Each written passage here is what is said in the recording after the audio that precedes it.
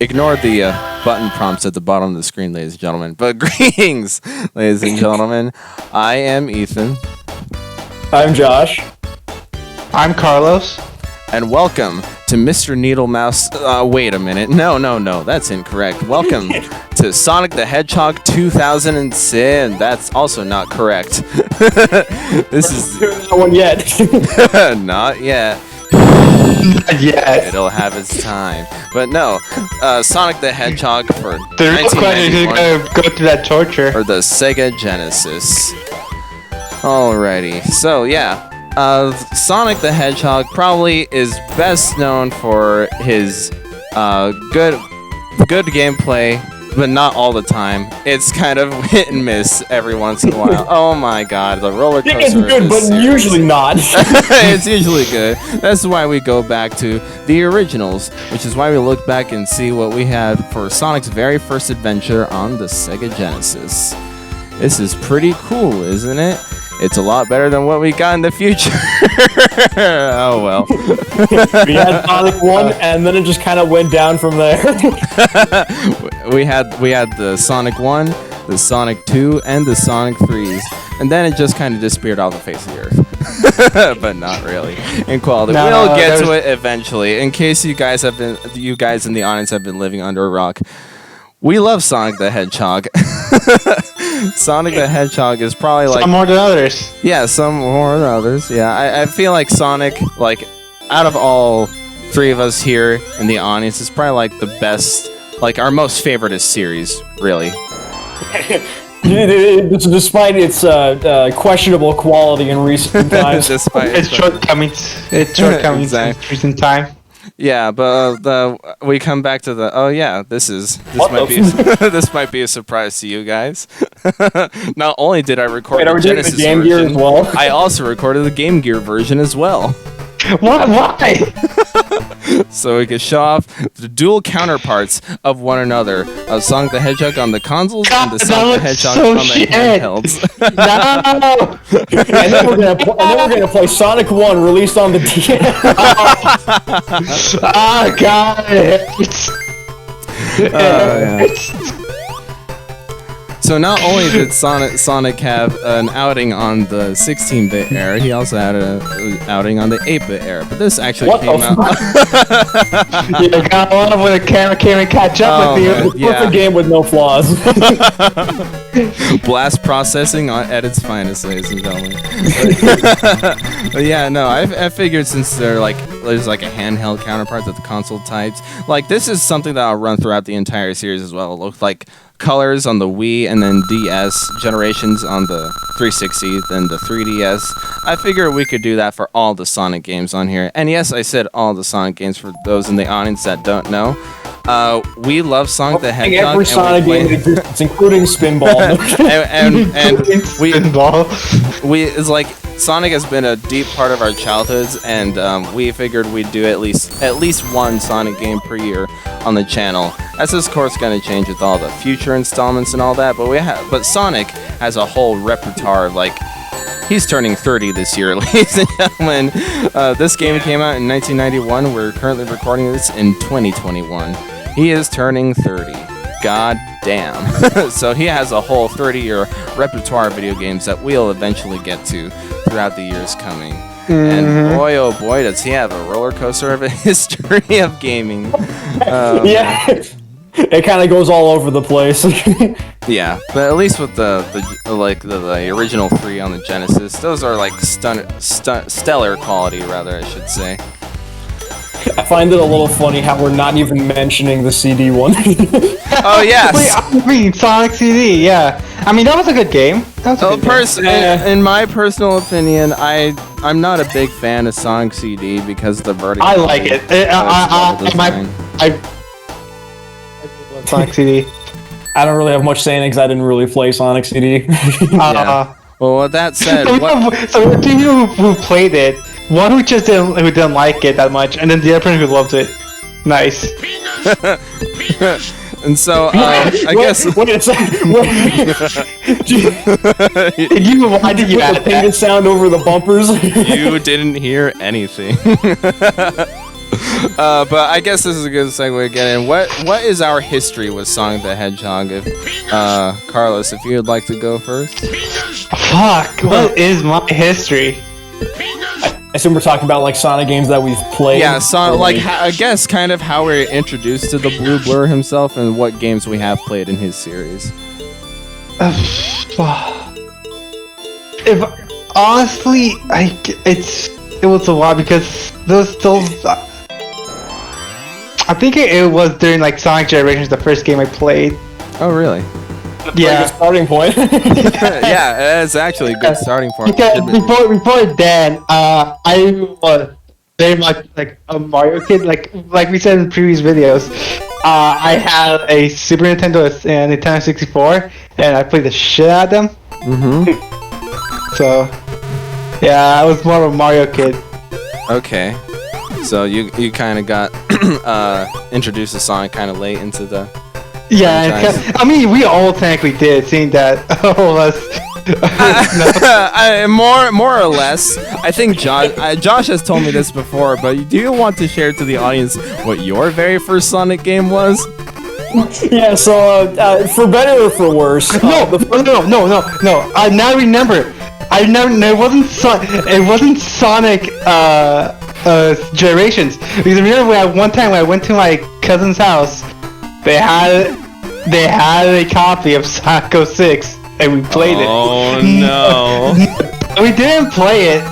We didn't play the story. We played the verses, and whoever was so much is a piece of shit because it was pushed the other person like for their fucking death. The multiplayer's best part of Sonic 06 change. Yeah, it is. It is. And with that said, Josh, your very first Sonic game was? Yeah, for better or for worse, the first Sonic game that I ever played that introduced me to him was Sonic 06. Now I started with Sonic, and I have no idea how I ended up as a Sonic fan today because of it. I am still very perplexed by that history. It's like you played the worst game in the Sonic franchise, debatably. Well, I mean, in recent times, there could be a contender for that. But oh my god, I just feel sorry. I guess Sonic has just kind of had a stumbling block ever since the transition to 3D. But I guess that's not even a proper excuse today, because I think the reason why Sonic's gameplay has been so shoddy over the years is because once they introduce a new gimmick to him and it works out pretty well, that's when Sega Corpo, or Yuji Naka, because he doesn't know what the hell he's doing, that's when Yuji Naka says, nope, forget it, let's go to something new. Yeah, that's basically how it's been for almost every 3D Sonic game. They'll introduce something new and it'll probably end up pretty well, and then they'll just move on to something else. And so Sonic is just divided into all of these different right, all of these different versions of fans who like certain things over the other Sonic things. verse. Right, it's the biggest examples in the mid 2000s they introduced the boost formula to the Sonic games, and then after Generations they're like, nope, that's it, let's do something new, and then Sonic Lost World was the thing. Yeah. Yeah, so that's kind of the reason why Sonic's had a bit of a bumpy road, because they don't really know what to do with Sonic anymore. Yeah, exactly. I mean, the formula is pretty simple, is go fast. Right, and that's getting back to the topic at hand here, Sonic the Hedgehog for 1991 Sega Genesis. I think the biggest marketing thing, at least back then, because there's this whole console war thing, the Super Nintendo versus the Sega Genesis. Who's going to be the top contender for being in little kids' homes? Exactly, that's how they phrased it. Nah, I think it was Sega will do what Nintendo don't. Genesis does what Nintendo don't. That was the yeah. And that's basically what Sonic started out as. He started as a rival to Mario. Basically, he was supposed to be the cooler, I guess you can kind of say counterpart to what Mario kind of got so successful. Right, it's they just Mario's bitch. Because I guess Mr. Video Game himself, Mario, is basically just I have no idea what that boss is there, by the way. He just flew around the top of the screen. Yeah, I don't know what that was either. Yeah, I have no idea what he was supposed to do either. in 5 seconds. Yeah, I have no idea. But yeah, it's basically I've always said this from the beginning, like, Mario is like the standard of video gaming. And so, even including back then, so what exactly do you do when you're competing against Mr. Video Game Standard here? Completely invert everything. So, ergo, like, basically take Mario and, like, Sonic is basically the opposite of everything Mario is, besides the jumping part. Yeah, kinda. Yeah, exactly, because Mario's red, Sonic is blue. Mario is slow on Those are his feet. totally opposite colors. Sonic is fast. Sonic is a hedgehog. Mario's an Italian. Exactly. And so, yeah, whereas there's this, like... nature, Mario doesn't. Yeah, and in Super Mario, there's this whole black magic that Bowser transforms all the Mushroom Kingdom stuff into things, whereas Sonic has the evil Dr. Eggman and his robots and his robot army. Completely inverted from each other. And so that's basically how they decided to market everything to the kids back then. It's just like, look at Sonic. He is he's the fastest thing alive. Yeah. So do you want to go fast? Well, not right now, because we're in Marble Zone. Yeah, this is the worst level to try to do that in. Yeah, it's always so weird. Like, they gave us Green Hill Zone in the beginning, and that's where like the biggest, like, you know, the momentum-based platforming comes into play. That's like the peak of the momentum-based platforming in this game, which is kind of unfortunate. And then the next world after Green Hill is just pure platforming. Yeah, like slow pure methodical platforming.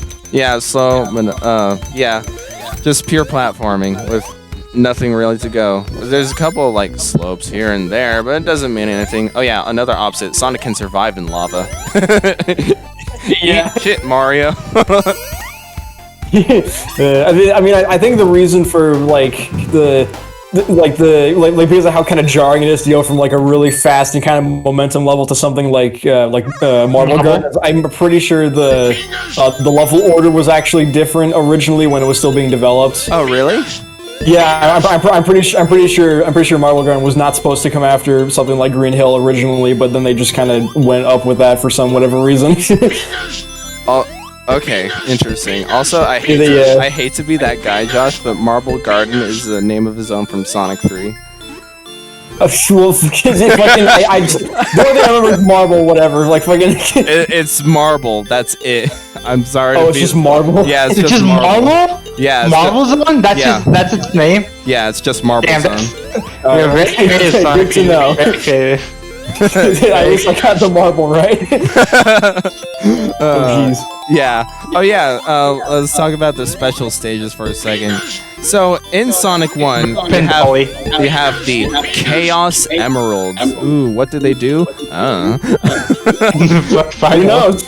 Yeah, and so you have to collect the Chaos Emeralds via these special stages at the end of each zone, but you have to have at least 50 rings while passing the goal sign in order to gain access to them.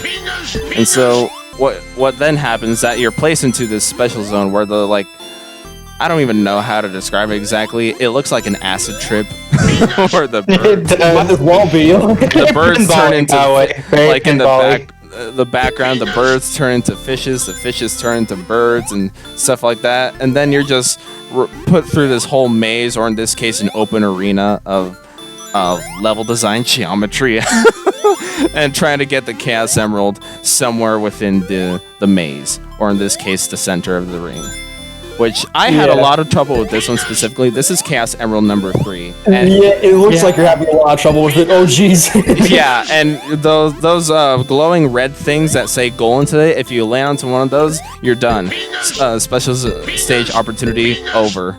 God damn it, get the Chaos Emerald! Wow. I can see that no way I would have been able to try to do this. Yeah. But ironically enough, I prefer these much more than the half pipe from Sonic 2. I could not really. I can't stand the half pipe. I don't know what happened there. How the world? Well, ain't that interesting? Ain't that a side effect of having a bad hitbox? Yeah, I don't know what happened there.